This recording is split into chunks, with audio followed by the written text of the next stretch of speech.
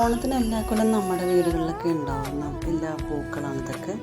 അതിൽ കമ്മൽ പൂവുണ്ട്, ഈ ഒരു സൈസ് പൂവുണ്ട്. പിന്നെ നമ്മൾ മുറ്റത്തും തൊടിയിലൊക്കെ ആയിട്ട് ഇഷ്ടംപോലെ പൂക്കളുണ്ടാവും.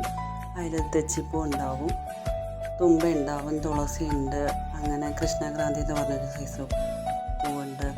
ഇതൊക്കെ നമ്മൾ വെച്ച് പിടിപ്പിക്കണമൊന്നുമല്ല, എല്ലാ മുറ്റത്തും തൊടിയിലും ചിങ്ങമാസം ആദ്യം ആകുമ്പം തന്നെ എല്ലായിടത്തും ഉണ്ടാവുന്നതാണ് ഈ പൂവൊക്കെ.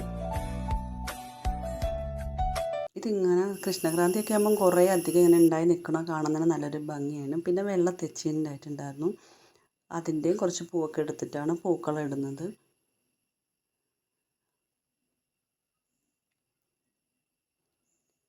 കാട്ടിലൊക്കെ ഉണ്ടാവുന്ന പൂക്കളും ഉണ്ട്, ഇതൊക്കെ കാട്ടിലുണ്ടായിട്ടുള്ളതാണ്. പിന്നെ നമ്മുടെ വീട്ടിൽ തന്നെ ചെണ്ടുമല്ലി ഉണ്ടായിട്ടുണ്ടായിരുന്നു. അപ്പോൾ പൂക്കളിടാൻ ഇഷ്ടംപോലെ പൂക്കൾ കിട്ടും.